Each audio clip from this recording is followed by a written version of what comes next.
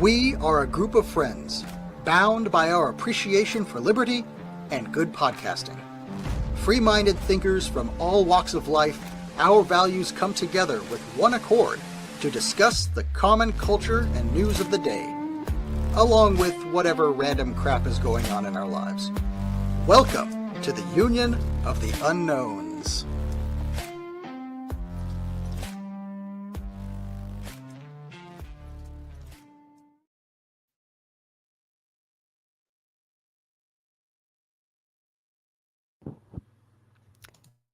I'm muted. Yes. Just testing. Perfect. Hello, and welcome to another episode of the Union of the Unknowns. I am hosting today. I'm Ashley Think Change Repeat, and with me I have fellow unknown Stella Q. Hello, Stella. How you doing? Hey, I'm doing good. Thank you. How about yourself? I'm doing well also, and I think that we're just having a loose show today. We have a couple things we want to talk about, and we also wanted to do a little catch up because it's been a while since we've had an episode. We have a very busy group of people, and speaking of busy, I think that there's something that you have been working on. Do you want to tell us a little bit about that? Okay. Well, just to reiterate, it's going to be a very loose show, so get your Kleenex ready. I've been working on a bit of a book, actually. I won't give too much away because we're going to do a bit more of a meaty, juicy, in-depth thing about it at some point further down the line there. But yes, it's amazing how time moves on. And something that, probably should have taken a lot shorter became about a year-long sort of thing. But, as you just said, we've all got lives and we're busy and things happen. But, it's a book. And what I will say is what an absolute weird feeling it is to be working on something and then all of a sudden one day you stand there and you're actually holding the thing that you created in your hands and just going, oh, we made that happen. Wow. We brought something into existence that wasn't there before out of thin air. So that's a weird concept.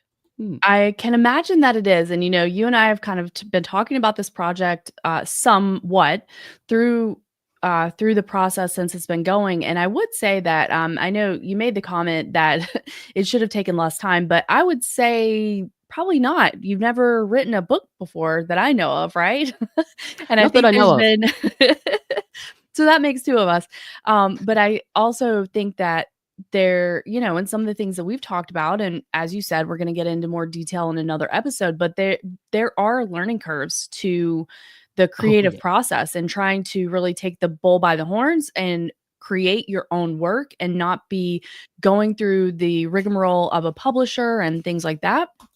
It certainly takes time. So I would say maybe give yourself a break on the amount of time that you took to create the book. Okay, I will. Thank you. Thank you for letting me off the hook there.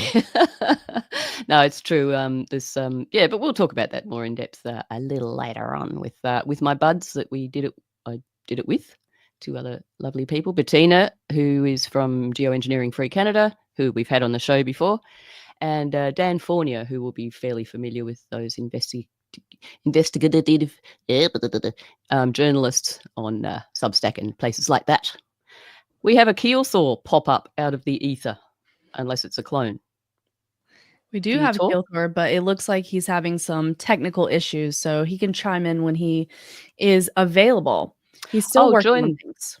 Join the club because we had our run of technical issues. That was fun. Panic just before the show. I mean, it wouldn't be a show without a bit of panic, would it? That's it. It wouldn't really be a live stream without some sort of technical difficulty in some way, shape, or form. It seems to happen every single time.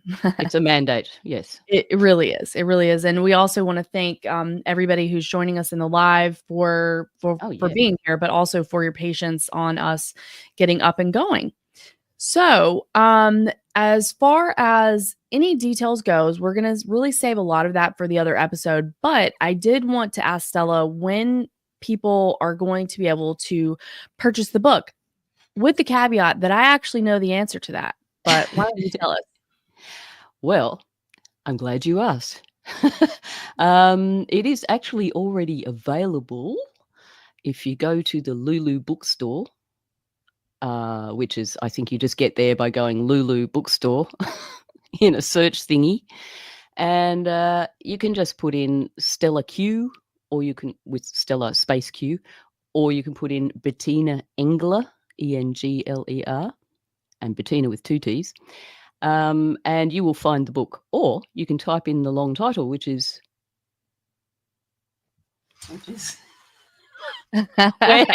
where has our blue sky gone? ? So it's a book for children.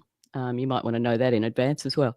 It's a children's picture book aimed at youngish to young tween. That's probably, I don't know. I mean, we're all sort of, flailing around like blind people in quicksand doing this book because Sure. none of us really know stuff. We didn't do anything like, proper marketing research for, where's the niche for this age group.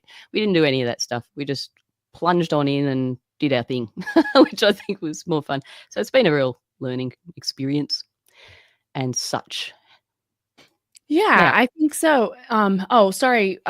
Just really quickly, I think that's one thing that it is a huge learning curve. There's a lot of things, and when we do our episode on the book and kind of the vision and all these details, and we could talk about some of the hiccups that you experienced, because I think that's valuable information to relay to people about what is it like to kind of undergo a project like this or undertake a project like this.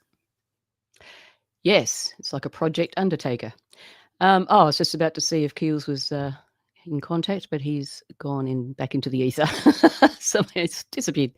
Yes, it's quite a process, and a little bit more of a process for some than for others, because it sort of depends on what country you're in as well. But anyway, that's the meaty, juicy sinew that we can talk about at some later stage. Yes. Yeah.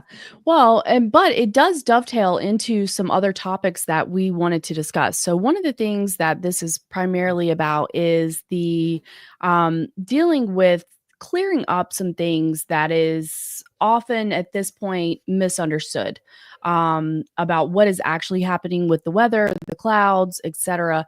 So we do have a couple of things that we want to talk about in regards to some of this and some of the things that are happening in regards to our current climate that we find ourselves in. Yes, there is a big crossover, the social climate versus the climate versus the climate change climate versus various other climates. I'm sure there's many others we haven't even discovered yet, or are yet to be created and manufactured for the social engineering climate. For sure. It's ripe for the picking. It's ripe for the creating. It's ripe for the manufacturing. So you're Yes, exactly right. Yeah. and if it's not ripe, they're going to bloody make it ripe. They're going to genetically modify it. Yes, geo-ripeneering.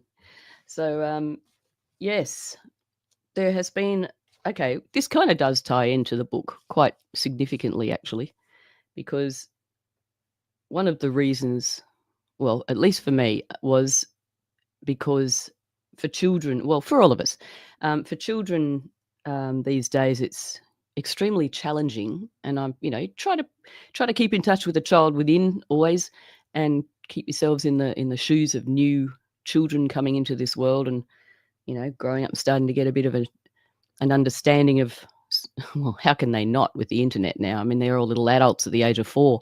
Yeah. But there's a huge instance of what is now called eco-anxiety, and there are children, well, numbers of children on the rise that are requiring quite significant counselling and intervention about the fact that they just think there's really not much of a future going on with the planet, and it might not even be here soon, and etc. etc. I mean, it's got various names: environmental doom, disasterscape, climate panic, all the things that are bandied around, like, climate boiling and all this sort of thing that gets Right. Global boiling. verbally vomited by the mainstream media. And even it's now, the vomit has spilled into the, what do you call it, the truther community. I don't know, what are we calling this these days? Because it Couldn't ain't tell the you. truther community much anymore. I couldn't tell you. And honestly, my opinion, and something that I've talked about many times. So, if we're looking at it through the lens of what is happening in the States specifically, right? We had very clear cut for whatever falsehoods were there, whatever nonsense was there, whatever we want to say, but there was a clear cut, supposedly, difference between Republicans and Democrats, conservatives and liberals. But this is something that I've been talking about for a long time because they're deliberately fracturing these groups of people who were like-minded, right? And we know that that is the divide and conquer narrative, but I believe that they really are systemically dismantling whatever that used to be. And of course, it makes total sense with what we know of, the technocracy and the Great Reset and sort of this global governance and New World Order, whatever you want to say. And I also think that that is what is happening excuse me, in the truth community. So I think that there's being so much really psychological warfare, information warfare, so much, you know, information, whether it's true or false, it's just word vomit, as you say sometimes, Stella, that people are really having a difficult time discerning what's what. So it's very easy to, when somebody comes out here and they are taking advantage of people's fear, anxiety, and they sound like they have the explanation, and some way, somehow, there's like a desire in it's like people being addicted to fear. And I think that that's manufactured as well. So when you have something feeding into that, then it's like this snowballing for people glomming onto that information and not really going to try to question or looking at other perspectives. And so I definitely think that the truth community or the liberty community or whatever it was or is or was supposed to be is no different than than those other parties that I was talking about. Yeah, absolutely, absolutely. I mean, the fear addiction is an actual thing. Just drama addiction is chaos addiction. Some people just need to have that stuff in their life to feel significant. Whatever it is, I don't know. I'm not a psychologist, but I've been surrounded by a few psychopaths in my time. But anyway, yeah, I just find it's a little bit sort of self-defeatist. Some of the people that are kind of running around flapping their arms in the air, talking about little bits of. I'm not trying to downplay the fact that there is some nefarious projects that have gone on and are probably going on. We Sure. wouldn't know about them because they're covert. If we know about them, then they're probably either old or just fear-mongering crap that's been thrown out there by whomever for whatever reason because it's multifaceted. But yeah, a lot of these people that are sort of running around sort of saying this and that about what have you, a little bit of metal coming out of the sky and what have you. What about all the sewage in India that needs attention? That's a much bigger problem. You can actually do something about that. But my biggest thing is, what about the children of these people as well? They're just seeing mum usually or dad just going psycho about these things, which are, when you break it down and you dissect it, it is pure speculation because nobody can really bring absolute solid evidence to everything that they claim. And some people actually are still now to this day claiming certain things that have been completely debunked or proven to be absolutely wrong. Yet they're bringing in the dollars and the clicks, so they continue. Not going to mention any names because that's been done to death, and that's not really why we're here. But Right. But just it goes pointing on. out, yeah, and just pointing out the fact that we need to acknowledge, if you care about the information that you're getting, that there is a grifter economy out there. Absolutely. So there are people that are willing to tell you anything in order for them to keep the gravy train rolling, especially when that means attention, clicks, donations, Patreon support, whatever you want to say. Like, we need to acknowledge that those people exist, even if it seems very foreign to us, even if you are perpetually naive, like I really can be in a lot of ways, especially like very trusting with people and very loyal. But we need to understand that people are not all like that. And there are people out here that are sociopaths, and there are people that are narcissists or whatever you want to say, but they're willing to step on the backs of other people or sacrifice the mental health of other people in order to keep their charade going, or however you want to describe it, but that they are out there. And then one thing I wanted to say really quickly in regards to kids is that this is also, it's very interesting to me because something we've talked about on this show is having a changing vocabulary or putting these ideas out into the ether. But this like climate anxiety is not new. And I can tell you that for sure because I had that. I remember, and I have talked about this story before, but when I was a kid in the 5th grade, so I was about 10 years old, they had a video that they showed us, and it was Vinny from Doogie Howser, MD. It was Doogie's best friend, Vinny. He was in a Tyvek suit, and he was doing a propaganda educational bit that we were shown in public school to talk about the dangers of the hole in the ozone. And that was a long time ago. So these kinds of things have been happening for a very, very long time. And this was the generation that was also that we had DARE, drug abuse resistance education, which was really a drug use education. And we had, all these kinds of things that they were doing to propagandize us in school. And then you had movies. This is an oldie for some of you out there, but it's called Fern Gully.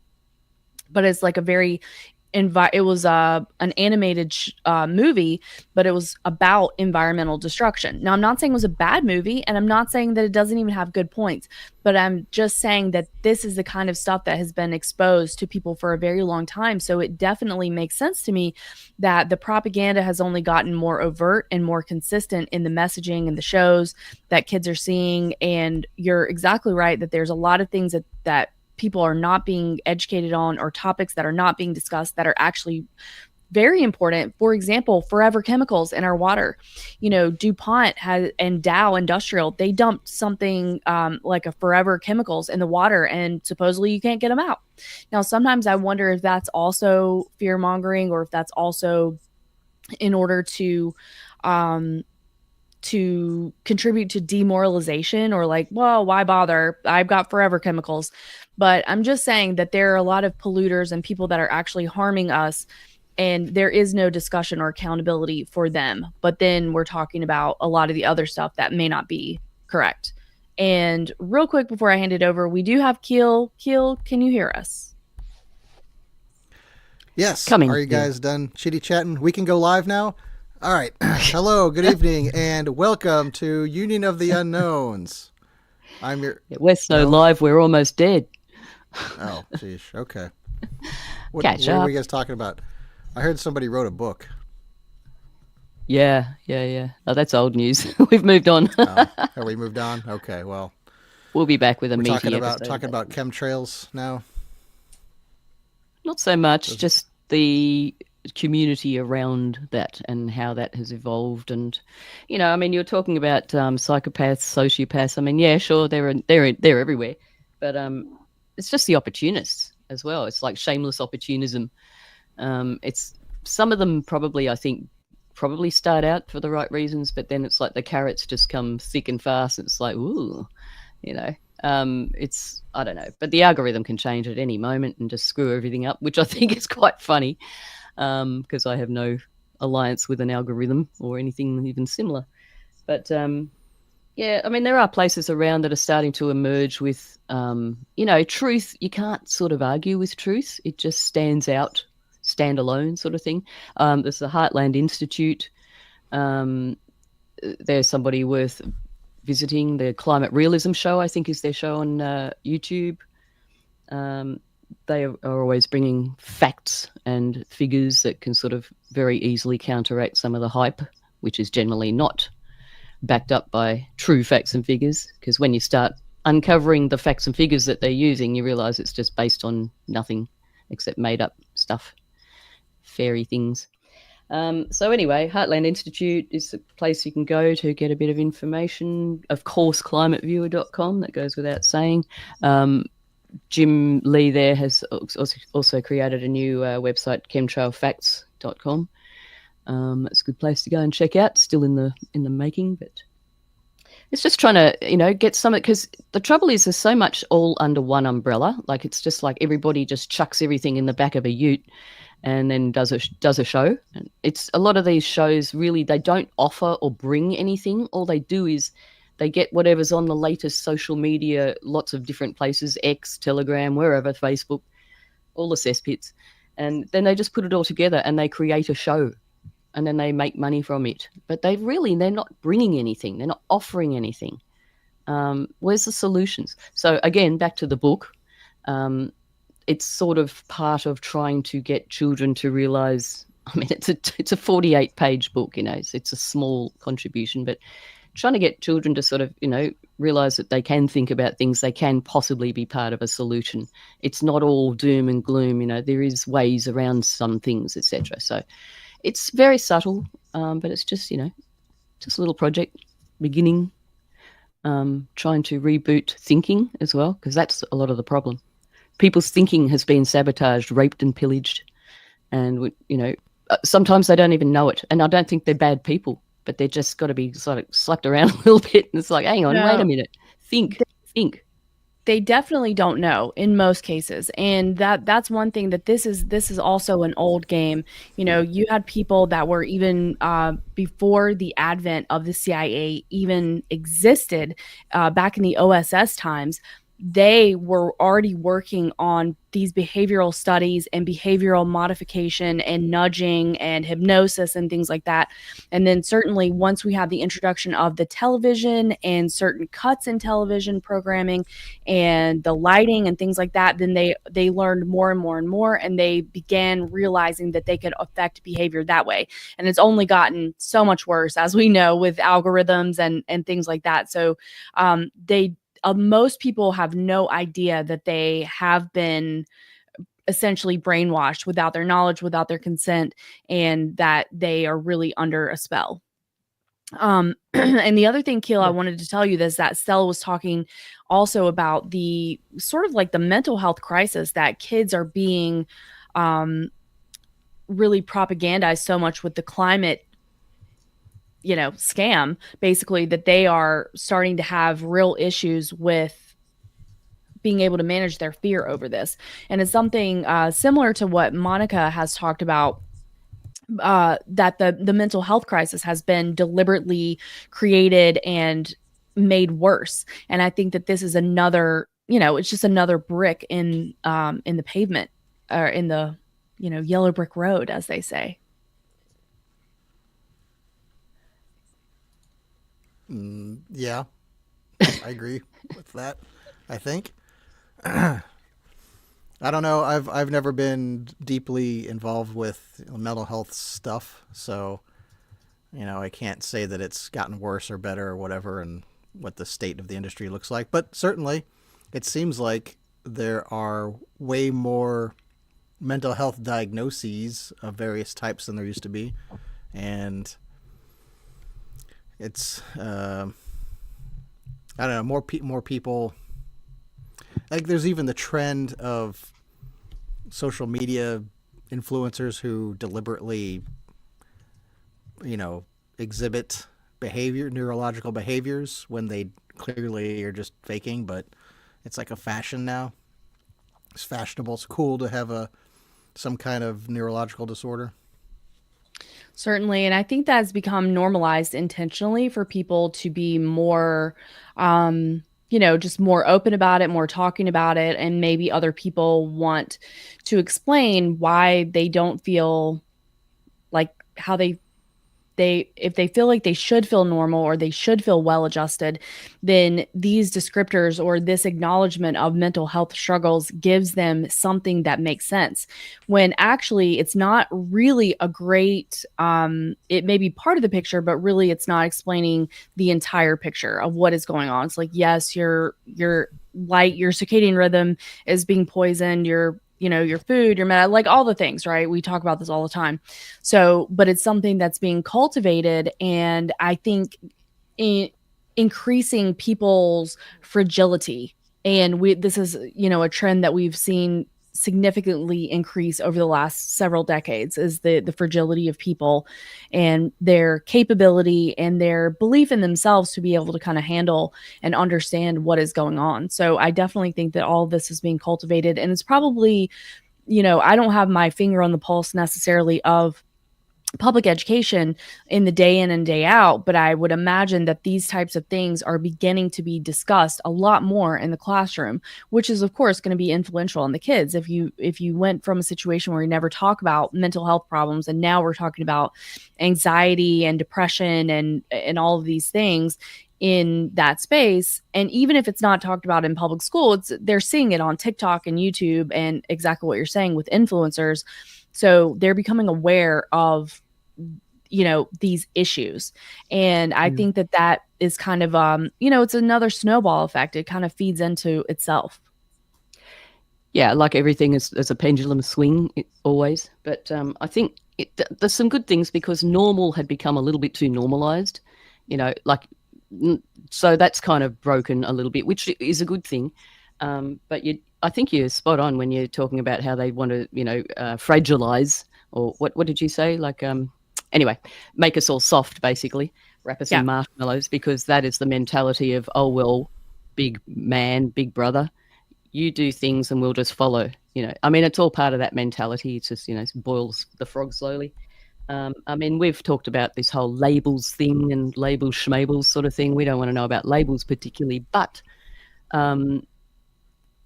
I mean, there's no clean boxes, is there? You can't just put this person in that box and then, or maybe part of them in that box and a little bit part of them in that box. There's too many crossovers. Everyone's individual. Everybody's experience is going to bring out different things in their human nature. I think you can't really just go, that person's a psychopath and that person's got sociopath tendencies with post-traumatic stress disorder. I mean, you sort of have to speak that language to be able to express your understanding of some things, perhaps, or some people. But yeah, it's too we always want to box everything so neatly, or we've been taught to think that way, I suppose, is more the point. It's not that we want to. But I think in that sense, there's some positive things coming out of it, because people are seeing more of a scope rather than just the clean boxes that we've all been taught to think in. So in that sense, people are looking at a bigger picture a little bit more, perhaps, but there's just as much delusion as well. So yeah, it's a perilous time, I think, as a parent trying to raise a child, because there's so many factors to really consider. And I think that if you have a child who is exhibiting or displaying very high anxiety behaviors, which would actually be really normal for the environment that we find ourselves, but maybe the parent doesn't know that that's normal. Maybe they themselves don't realize that, and maybe they don't know how to comfort and guide their child in order to sort of ease that sense of insecurity when we're talking about, let's say in this specific example, if they're very, very worried about the climate change and the heat and global boiling and energy use and, things like that. And the thing is that these small little seeds of this paranoia or this fear have really been planted. I mean, you can't watch a television show where you're not seeing some element of the earth is overcrowded or the climate change narrative. And if kids see that 1,000 different times, then it is certainly is reinforcing the fear of what you are as a human and just of existing on this planet. So it's very perilous out there. And I would think that it would be very difficult for parents, especially who are not necessarily aware of all these pitfalls that we're discussing, to really be able to ease the fear of their child. Absolutely. And I think what's sort of, I mean, it's all out of balance, isn't it? Sorry, Keels, would you like to interject? I was just going to say it's hard, because I've got a 10-year-old myself, and she's about to finish up elementary school over the next year and head into middle school, and it's that age, and hopefully I've been training her all these years to tackle propaganda and think for herself. And I mean, I do what I can, but she doesn't want to listen sometimes. Yeah, but she's probably still heard. There's, yeah, it's these moments when I start rambling on about this propaganda, or that test on that question on the test says this double meaning or something like that, and the response I get is, "Oh, Dad, oh, Daddy, what are you talking about? You're being crazy." But I'm planting those seeds in her head. She's going to come up with this stuff on her own pretty soon, I think. I hope. Well, Probably exactly. so. You're planting the seeds in a very fertile mind, because she's exactly that age, isn't she? So, Yeah. she's gonna remember that when things come up at school, there's going to be a little bit of an internal conflict, and she'll think, which is great. Critical thinking, Yep. Bring back critical thinking, because I mean, it has been an agenda anyway to wean out the critical thinking, to stop people thinking. I mean, it's all out of balance. Well, my generation, and probably mostly you guys as well, we're pretty much the same, just slightly different extreme. But we were outside, most of the time, right? Riding our bikes, digging holes, playing with ants and stuff like that. Yes. All those things. And now what's the balance now is most of the kids, if they are outside, they're on a screen. If they're inside, they're on a screen. I mean, it's just screen, screen, screen. And that's the only way the propaganda has been able to mold and shape so beautifully with social engineering, is because of the amount of mind of ours that they are now claimed, and we've given it voluntarily. But it's just, boil the frog slowly. You don't really notice it happening until all of a sudden everyone goes, egad, look what's happened to society. Oh, no. Right. And then the pendulum starts swinging back the other way, which I've noticed too. Lots of people are going, I'm getting a dumb phone, or I'm getting off YouTube, or whatever. And this digital ID thing is going to create an even further divide. Yes. And make people go, you know what? Do we really need the internet to that extent? I mean, I just need to make a phone call, really. I'm happy to I wouldn't care if the internet died today. I mean, it would screw up our show, but apart from that, as long as the phones still work, I'm fine. We can all go out and get ham radios and continue the show that way, right? Just like in the old days. Yeah, that's right. Yeah. Do some pirate radio. It really is the slow boiling of the frog, because whenever, when the generation, or when generations were beginning to be introduced to the internet, it was a very slow rollout. So you did not have access 24/7 on your smartphone. We know that. That we had, you had to have like AOL dial up, and you had to have like the CD for like 8 free hours or whatever that is. And then you started like little chat rooms and things like that. But you had to be mindful of the amount of time that you were online, most people. And you had to be mindful of like taking up one of the phone lines in your house. Some people had two, but most people didn't. So these were all limitations that people had in the beginning that contributed to this very slow roll. And then we have the introduction of Ethernet cable. So then people can be hooked up online all the time. And we have AOL and just this development of where we are with social media today. Excuse me. And then, of course, we know that they have worked very, very hard on the data gathering on everybody, all ages, all types of people. And they, of course, have put in a ton of work into creating an algorithm that continues to pull you in and to get your attention. And that's what, a lot of people say, it's an attention economy. So where are you putting your attention? But also knowing that it has been hacked in order to elicit the most amount of your attention that it possibly can. 100%. Attention is worth more than gold these days. So, but we still have, that's the thing, we still have control over that. I mean, the world looks better when you stop living in the doom gloom sort of world all the time. You go outside and the sun comes up, goes down. Actually, it doesn't, does it? The earth goes down and then comes up, apparently. Who knows? Either Who way, knows what the truth is? I haven't either way, been in we know what you spaceship mean. Up there and watched it. We know what you mean. But you're right. That's the whole thing, is like we have been, and I, for example, during COVID times, I was very fearful. I thought that we were so close to having, martial law and military on the streets. And I'm not saying that we weren't kind of close to that, or that we're going to have this huge takeover and mass genocide in the country. And it turns out we did, in a way, with the fallout from the mRNA injections, but it wasn't the way that I was imagining it. And I spent a lot of my time being very afraid, and like my anxiety was through the roof and very angry.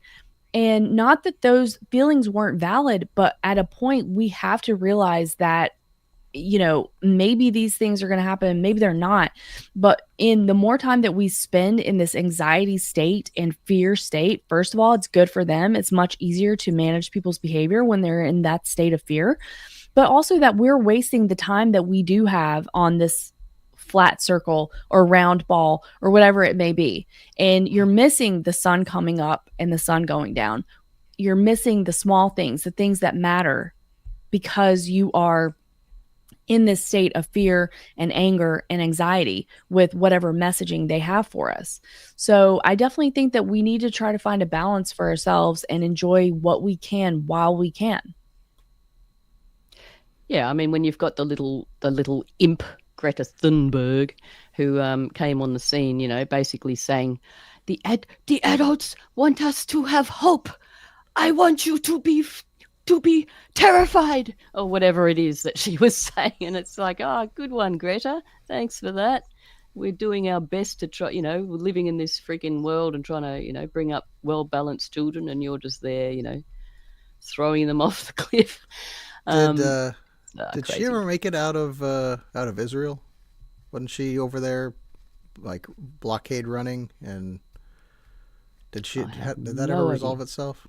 I don't know. Maybe somebody in the chat will be able to tell us, but I'm sure she's fine. She has been popping up in some of the Gene yeah, what's that all memes. about?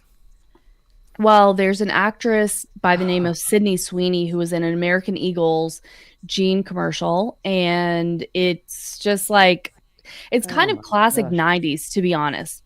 It's like in the vein of Abercrombie in a way back in the day. And actually there's a very similar commercial that Brooke Shields did a long time ago.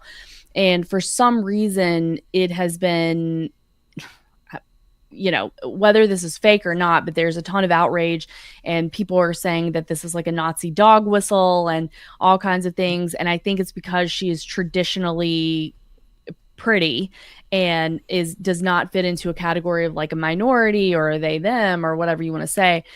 And so a lot of people have been memeing about that. And then they've started memeing Greta because they said she has extra genes. Yeah. Okay. Yeah.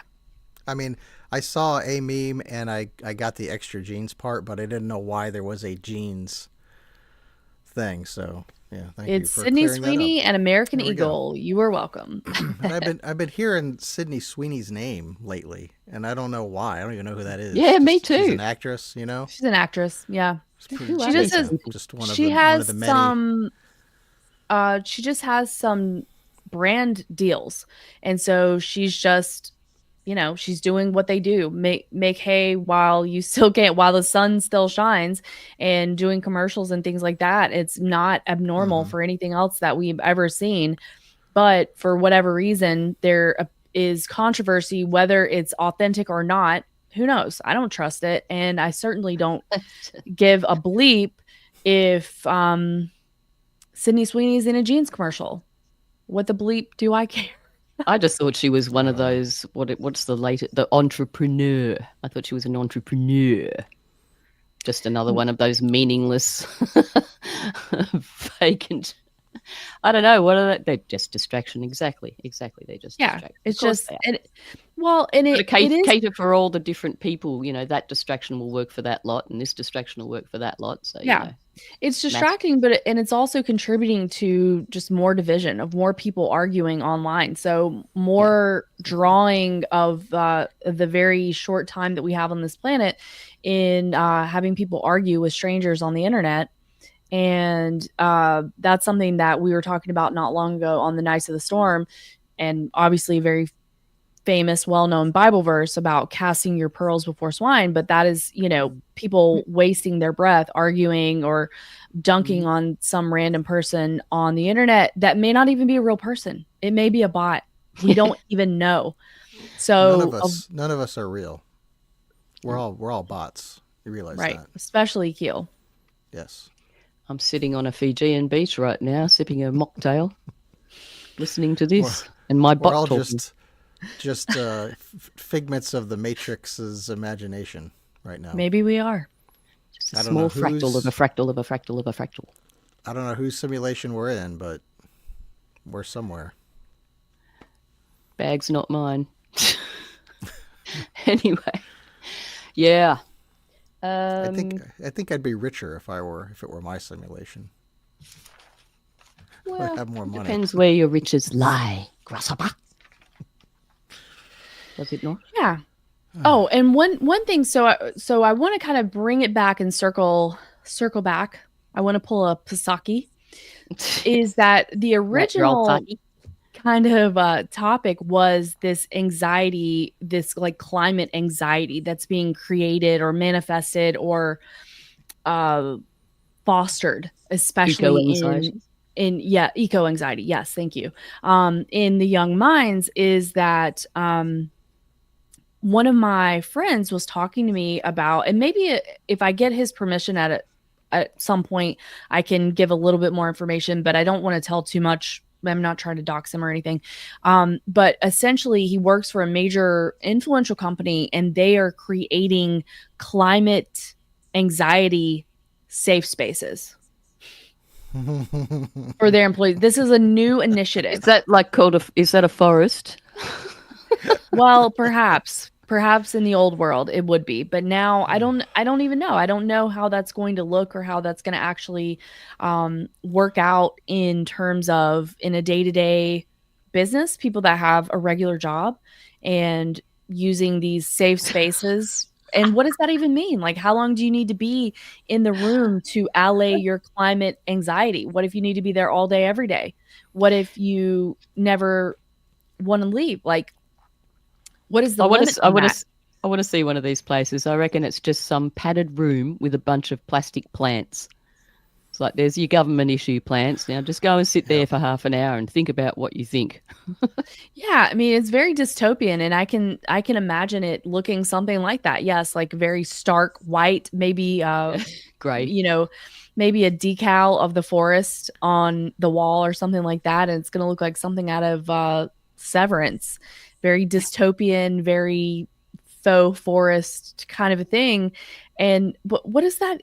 I don't know. What does it even mean? And of course, like, I'm going to keep my eye on this and see what other details I can get from it. But it just goes to add to what Stella is talking about, the eco anxiety. And that is being stoked not only in children, but all the way for adults. And then if you have a huge company that is creating, they have these big sustainability goals, and then they're creating these types of spaces, then that is also reinforcing the idea that, yes, you need to be worried about it. Well, very true. Yeah, it is.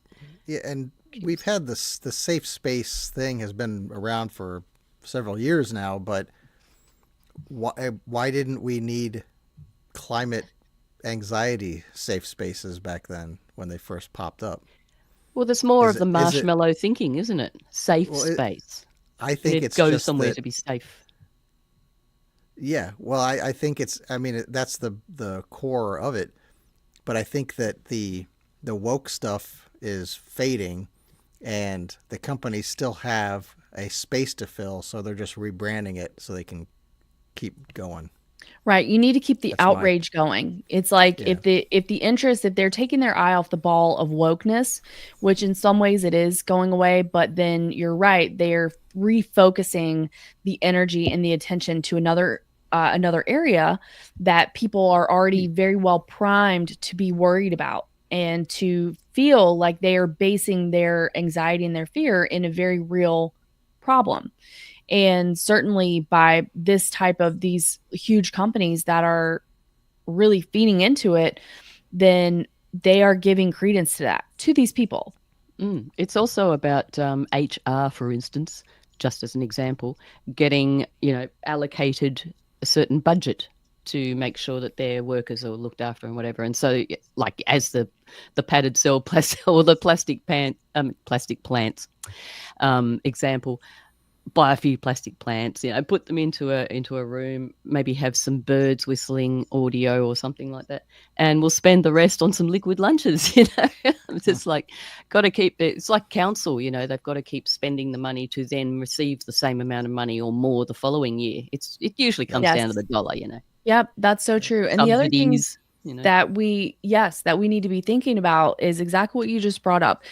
Where are they getting money from? So do they have X amount of money that's coming from the federal government or federal governments worldwide? Are they getting funding from huge international NGOs? We know that the governments are in the pockets of the national NGOs. So, yeah, of course. Yes. I mean, basically the Bank of International Settlements is kind of pretty much at the apex there, pulling all the strings. Well, I mean, there's probably somebody above that, like Satan, but but basically, I mean, as we know, the governments are just, as we've from Ivor Cummings, puppeticians, and they are on the strings of these people, and they are, cabinets are infiltrated. They're setting all the agendas, and it goes down to the local governments, and they have to follow the whole thing. Yeah, and exactly. So what we're seeing is currently we're seeing some strong arming, supposedly, by the federal government, right? So Trump is saying that places that in the United States that are boycotting America's greatest ally ever, Israel, that if they're doing that, then they should be removed from being able to receive federal funding or federal like emergency, like FEMA type disaster funding. So we see the strong arming of behavior. So we don't necessarily know how much each company, these subsidies or grants or whatever they may be getting from the federal government, but we certainly know that these control mechanisms are in place, that you comply or your funding is going to be cut off. And then we also don't necessarily know how much money they're getting from the other places or like their investment firms, BlackRock, things like that, right? And how much of their behavior is being controlled by that. Or yes, ultimately the Bank of International Settlements or whoever is pulling the strings for them and whatever control they may have through financial contributions in order for them to pursue and to legitimize these types of things. So for example, we had the lockstep during COVID. We saw all these companies acting in the exact same way. And that was because they were being funded, I think, by the same people, and they didn't have a choice. They had to go along with it. And it's the same way with a lot of the woke stuff. So a lot of people think that it's some kind of own if a woke television show doesn't do well. And they like to have the catchy catchphrase that is go woke, go broke. But that's not actually true. They don't care if they're not making money. Budweiser doesn't care. They went woke whenever they were platforming Dylan Mulvaney and basically spitting in the face of their base. But they don't care because they are being financially incentivized in other ways that us, the public, is not privy to. And so these companies don't care what we think. They care about promoting the agenda that they are paid on the back end to promote, and these, insane ideologies that they're paid to make sure that they toe the line for. Yeah, and isn't it amazing how many people go along with it? Or do they? Is that in itself, like, I mean, obviously there's going to be a few blue hairs that just rant and rave about the next thing, but but that's only because they need to belong somewhere. But most of these people that are online ranting and raving, they're probably all paid as well. I mean, it's the agenda's so thick, and as we've spoken about a number of times, how the elite have generations and generations and generations of grandchildren, great-great-grandchildren, etc., who all need to do something. So they're all going to support the agenda. Their job is going to be, grifting or, in the media or what have you. So there's just, the whole thing is such a mass project. I mean, it's almost, humanity is like an experiment. Since we're all connected now and they have so much power over us that we have given over voluntarily, then we're basically in their laps. For sure. Unless we just cut off and pull off the plug and go and hug a tree. Yeah. And they do have, and we've talked about this many times, that they are doing information dissemination testing, right? When they float out a story, I think that that's exactly what they're doing. They're following it around like a Chinese spy balloon. They're seeing which way the wind goes. They're seeing who gets outraged. They're seeing who gets clicks, who gets attention for whatever take. Like they are paying Absolutely. attention to these things because they're continuously honing their data harvesting from us because it's being used and, weaponized against us. Yeah, and they're collecting so much data that they have to build all these massive, huge things and take all the water, etc. And I don't think even, I mean, they probably do now, but there was a time when they didn't even really know what they were collecting the data for. They're just bloody collecting it. Right. They Because just in the need future, to have it. I mean, it's all just it's the fuel for the AI controlled, whole thing where it just takes the humans out of the equation. There's going to be no reasoning. It's just 0, 1, black, white. It's this or that, and just Right. don't, make sure that spell checker gets it right, because we don't want Mr. Buttle taken when it should have been Mr. Tuttle. That's right. Yeah. That's a good movie. Well, they're not gonna Yeah. care, but yes. Yeah, that's from Brazil, the movie. I Yep. highly recommend That's watching great. it. That's So, great. Terry Gilliam did It's that one of movie. the He's awesome. He did. He directed it, I think. Yeah. Yep. What else was he? Was he in Lost? Terry Gilliam. Gilliam? Monty Python. He was one of the Monty Python guys. He's the guy that drew all the cartoons for Monty Python. But then after they split up, he went on and did a bunch of movies, and Brazil was one of them, and it's great. He did that one. He did Fear and Loathing in Las Vegas. That was one of his. Time Bandits was another one. They're all very surreal, kind of spacey movies, but he's really great. But one of the things you guys touched on just a minute ago was that we've got this generational mindset where it's clinging to the shit that we don't like, all the propaganda shit. How do we break that? Do we have to counteract it with our own levels of propaganda and separating generations and all this multi-layered strategy for controlling the minds of the people? Is that is that the only way that it's going to be reversed ever? Well, it depends how involved you want to be, and it also depends whether you're talking about doing that for the people around you or for yourself. I mean, obviously, you've got to be aware of it yourself. And I feel that in our generation, because we're kind of like bridges between before the internet and after the internet, once we're gone, if we don't leave some kind of record or legacy of pre-internet ishness, I don't know. It's kind of, well, we can all sort of see how it's going to go. Everyone's just going to be just like 1984, It's zombified slaves, unless there's a big turnaround and, the pendulum does honestly swing the other way. But that takes the younger folks to be aware, and without us constantly trying to pick them up and going, hey, think about it this way, or don't just go with this flow of thinking that they're forming and shaping you into, because it's so slow, it doesn't get noticed. We've got to sort of pick them up, by the collar and slap them around and go, hey, you got to think of it in other aspects. Don't just go with this, like a salmon, down the river, or I don't know, whatever analogy you want to use. But it's the whole thinking process is what worries me. It's leaving our clutches, in the sense of, we're watching people, what do they call it? The Gen Z stare. There's that. It's sort of like the lack dead-eyed. of thought. Yeah. Yeah. I mean, just the thinking itself they don't get a chance, because it's just constant scrolling. It's just what they do. I mean, it's what we all do, actually, to a point. I shouldn't say they, because it's really, really addictive. And you've got to take a hold of yourself to get off there and go and be productive sometimes. It just depends, I'm sure everybody's different, but I don't think too many people are really immune to it, or haven't been at some stage at least, and then sort of gotten themselves together. It's like an addiction. It is. But the new generation are born into it, so it's sort of not seen as an addiction. It's just a way of life. And I suppose that's what I'm trying to say, is we've got to try to make sure it's not a way of life, that it's just still a choice to give your attention.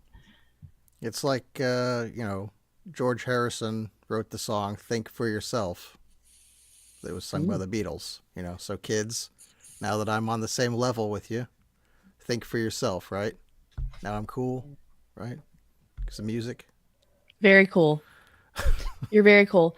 Yeah, and this is something that I think about a lot, and part of me thinks that this is the wheel of time. I know I say it all the time, but I think that sometimes you just are where you are. And yes, people that are aware and are awoken, and however that came to be, whether somebody else planted a seed for you or whether you saw a real life example of some story, some narrative not making sense to you, or some combination, but you awoke from that, and you can do what you can do in your own life, whether that is through activism, whether that is through trying to conserve and contribute to values that matter to you, which is like having dinner with your family, or whether that is to spend less time on social media or get rid of social media, or whatever that may mean to you.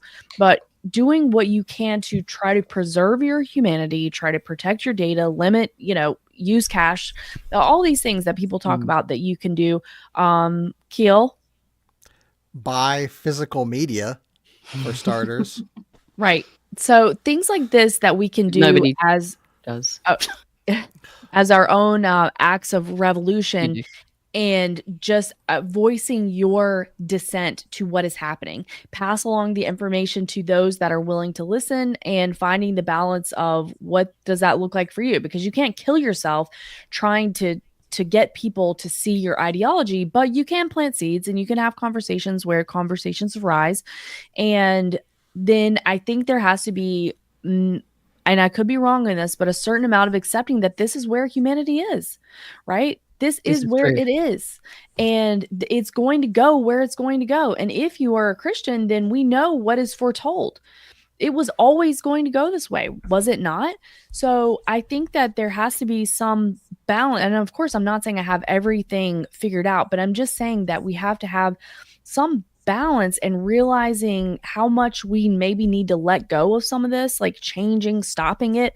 And I don't say that to demoralize or to black pill, like, oh, you can't stop it, but more of like, you can still live a good life with where we are as the best that we can do. And if the technocracy is to be stopped, or if the New World Order, or whatever we want to call it, is going to be stopped, then it will be, because that is how it was supposed to be. And then if not, then maybe that it's taking us into another phase of humanity. But one thing we know for sure is that humans never stay in the same phase. Oh, well, supposedly, if anything that we know about human history is true. But for example, at one point, the Roman Empire, the sun was never setting on the Roman Empire. Or was that the English Empire? Either way. The British Empire. The British Empire. So it was never setting on the British Empire. The Empire. Roman Empire, anyway. Romans were my ancestors kept the Romans in check, so they didn't extend outside of their little European, Northern African kind of zones they had there. Nevertheless, I'm just saying, no matter who, the sun is not setting on somebody, and eventually the sun sets on them. Okay, that's what I'm trying to say. So we're moving, we're changing as the world turns. So it's not always going to be this way. And then you have a lot of people like the James Corbett's, who a lot of us like his work and find him very good and educational. And he says they're going to fail. So I think that there's a good possibility of that. And it may not be comfortable for us while that's happening. But I think that we just need to know that things don't ever stay the same. The constant is going to be change. So even if we feel like it's a lock-in for the technocracy or whatever that may be, I have my doubts about that. Well, that's true. And, I mean, if it is a war of, a spiritual warfare, what's that, Ephesians 6:12, I think? Might be 12:6. Then what we can do is recognize the fact that there are a lot of people just stirring up a whole bunch of fear unnecessarily. I mean, there's enough things I don't want to say fear, but there's enough things to be concerned about without creating this, peripheral fantasy ripple effect by going, oh, it might be this and it might be that, but with no actual backup or even full understanding of certain things. And I'm not just talking about geoengineering. There's a whole bunch of different things, or climate or whatever. But like for instance, the Indians, they're pretty concerned about the whole. I mean, China's doing whatever they want to do. They're just going to. They're not greening out at all. Okay. They don't Got have Right. to. No. Right. Right. Coal power, baby. Yep. Yeah. India is, they're sort of surging ahead on their own steam as well, but they probably are a little bit more open about what's going on. They're sort of the projection is that they seem to care a bit more than like China are prepared to come out. Anyway, whatever. Let's not get into that.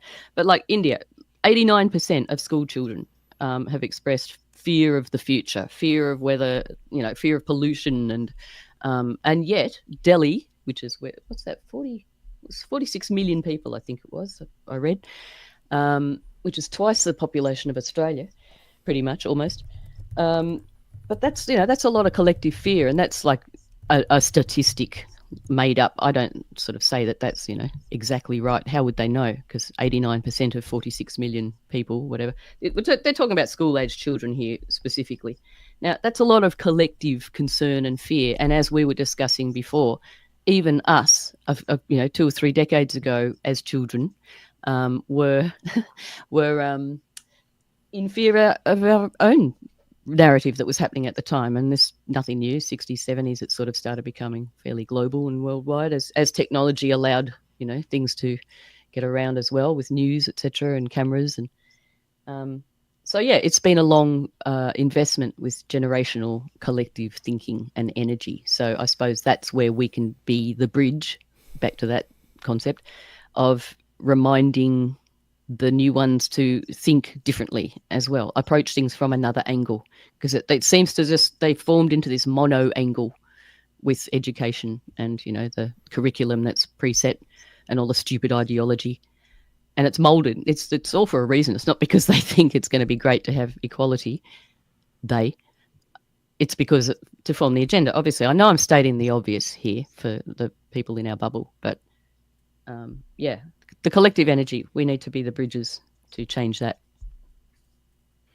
Yeah. And I think that we can, and I think that we are, and I hope that we are, right? We're building relationships with people. We're networking in many, many different ways. And hopefully we are showing people in the real world, like, I don't subscribe to that narrative. I won't be participating in that. I won't be agreeing with that.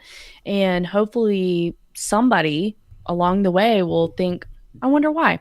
And I will tell you that I just had a conversation in real life with somebody just this week, and she is she's a smart, caring, loving person, has 3 children, so she's doing the Lord's work in that way, and she is sending her son to private school. She doesn't feel like she really can do homeschooling at this stage, and so she's sending him to a private Christian school.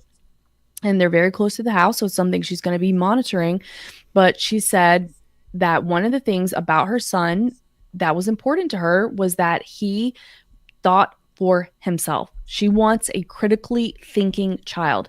And for someone who is, young and raising children like that, that's a very good message for your child to have. She said, I know what my beliefs are, and I want him to agree with me, but I want him to get to that conclusion on his own.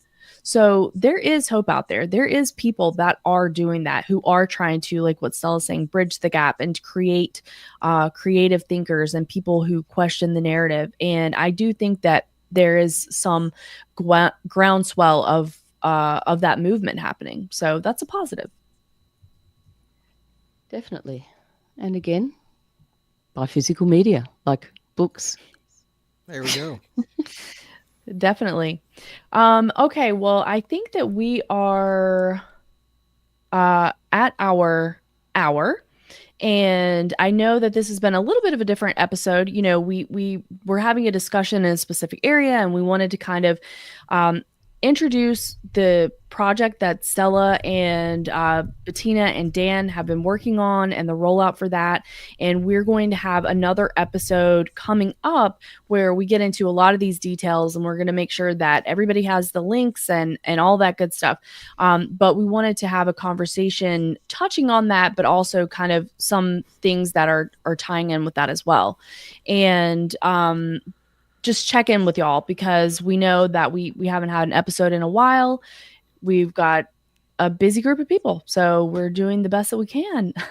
And I want to hand it back over to Stella and Kill before we go. But really quickly, I just want to shout out the people in the chat and thank everybody so much for joining us live. I also would like to encourage you to please make sure that you are subscribed to our channel, that you like the episode. We really appreciate that. That is a way to support us. That costs nothing but just a second or two of your time. And we don't take that for granted. And I also wanted to shout out Geoengineering Free Canada, Bettina, over on YouTube. We have Dream Real. Hello, Dream Real. Thank you for being here. We have Ism Can't. He stopped by. Hello, Ism. We have Bruce. Brucey. Yeah. Thank you so much for joining us, Bruce. And then we also had our buddy Collecting Unfiltered News Tube Service. Hello, Collecting. Thank you for joining us. And so that was for I'm just running through and make sure I didn't miss anybody on our YouTube chat. And then over on our Rumble chat, I also want to thank very, very much our friends over there. So we had Cecilia. Thank you so much for being here, Cecilia. We have Ricky at Anything is Possible podcast, and he's going live a little bit later today. So check him out as well. He was on with us over on the Knights of the Storm.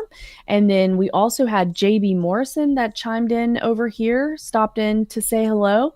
And I think I caught everybody over there. So I just wanted to tell everybody, thank you so much for joining us. We appreciate it. And then before we head out, Stella Keel, what else do you want to chime in for? Well, I think you've pretty much covered most things, or pretty much everything, actually. So, yeah, I just want to echo all that thank you-ness and thank you-isms to both the rumbling people and the YouTubes. Hey, Thanks. Stella, we do appreciate your time. What was the name of your book? Yes. What was the name of the book? It is called "Where Has Our Blue Sky Gone?" ? And where officially can we go buy it? Because I'm sure it's probably not in the old out of business bookstores that I've been rambling off in the chat. In the $2 baskets? No, not quite yet. It's available on the Lulu bookstore. You can either put in the title, Where Has Our Blue Sky Gone? Or you can put in Stella Space Q, or you can put in Bettina Engler. They're easy ways to find it. Or you can just sort of ramble through the children's section. It might turn up, I'm not sure. But I think it's only been there for a few days, so... Yeah, and we can drop that link in our show notes. You know, we may keep the show notes free. Definitely. We'll drop a link there so everybody can grab that. And you can also, if you want it and you can't find it in the notes, feel free to reach out to us. We're more than happy to provide it. Well, I think it has been dropped into the live chat a number of times with Bettina and what have you. Sort of just focus in and out of there. But, I dropped it somewhere in the Rumble chat. I'd like to say, go ahead. That's all right. I'm just rambling. I'd also like to say that when I yell out buy physical media, I don't just mean books.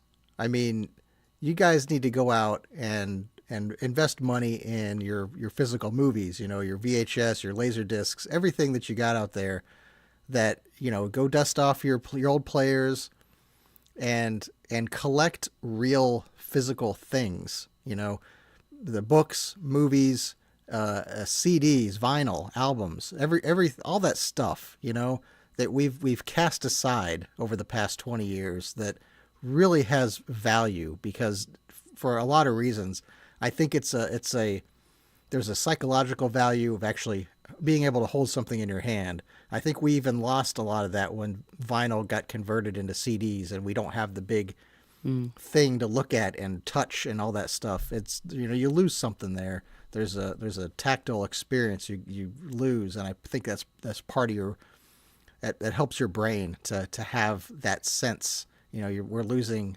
sensations from our experiences and stuff. And, but even more so than that, even if you're streaming your movies, you don't ever own them. Even though you're buying them, you don't own them. You're paying for the digital right to watch it on that service. And as soon as that service, decides to not re-up their rights to put that movie out there, you're going to lose it. You won't have access to it. And the version of the movies and the music and the whatever you're watching or consuming is completely under the control of the distributor. And if they feel that there's jokes in there that are a little too spicy, they're going to throw them right out, and you're not going to get the full thing. Yeah. And that also includes books like on your e-readers, if that's still a thing. They're going to have condensed and edited books that you're going to download and think, oh, I'm reading this important piece of literature, but you're going to be missing parts of it that, the people who have more power than us deem is inappropriate. So buy physical media. It means a lot of things. And even in the video game world, all of it's, downloaded on your console these days. You don't even go out and buy you don't go to Best Buy or CompUSA and buy a thing off the shelf and then go install it on your computer anymore. That doesn't even happen. And it drives me bonkers, all of this stuff. It drives me nuts. Anyway, buy physical media. And Stella, do you had something to contribute to that rambling? Oh, so much, but we've got to sort of wrap up, I suppose. But the whole thing is if you want to take it to that level, let's go all the way and just, books, you don't have to plug in a book. I tend to sort of think, even with records, etc., unless you're using your turntable all the time, let's say rubber bands, the internal things are going to, you've got to use them regularly or else they start going hard. And then you've got to find these rare spare parts, and then you've got to buy a new needle for the gramophone and all that sort of thing. Unless you've got one that's like powered like a Gilligan's Island, get on the bike and power it. That would be ideal, wouldn't it, really? And bananas. Something that doesn't require electronics, So that in that sense, books are great. I mean, Kindle, they just did that.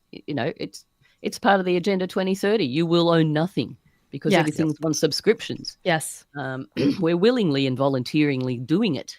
And the other thing I wanted to say was that what they're doing, which I've only just sort of really looked at in this kind of light, I suppose, just then when you were saying that, Keels, was it's like everyone's talking about this rising to the fifth dimension and all this kind of thing. But really what the actual truth of what is happening is people are regressing back to one dimension, because even though we're looking at this world, this matrix, this metaverse through our screens, it seems like it's this big world, but it's all just, it doesn't even exist. It's fantasy. It's made up. It's just numbers.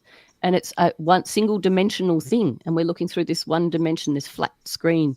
And while everything's growing around us in 3 dimensions, it's sort of like a regression, a dimensional, we're surrendering our dimensional being, really, in a sense, or we're regressing dimensionally.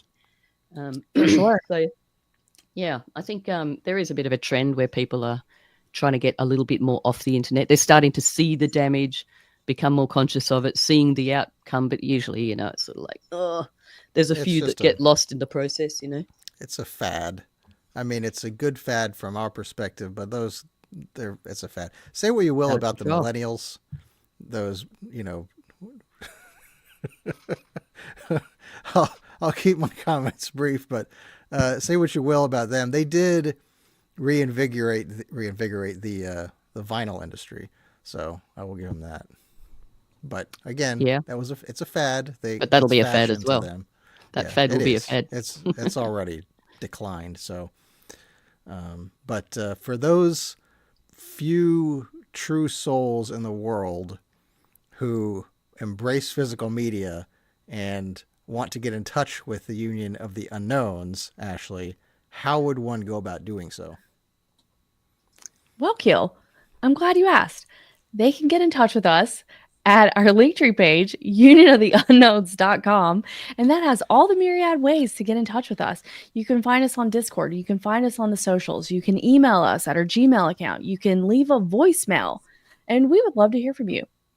So, having said that, I think, we would. Send us pictures of your it should be a real tree. Send us pictures of your physical media, your favorite physical media. We would be very, very happy to receive that, hear about that. Keep it clean. It's a family show. Yep, clean physical media.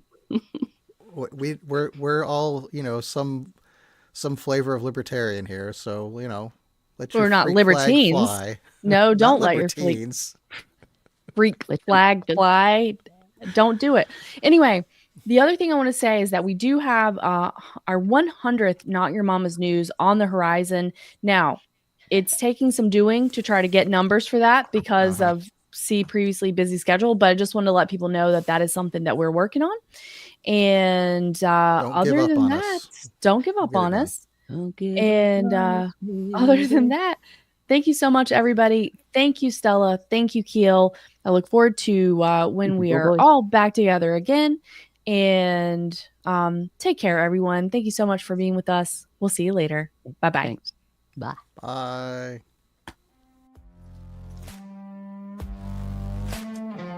Thank you for tuning in for another episode of Union of the Unknowns. You can find new episodes every week on all your favorite podcasting networks.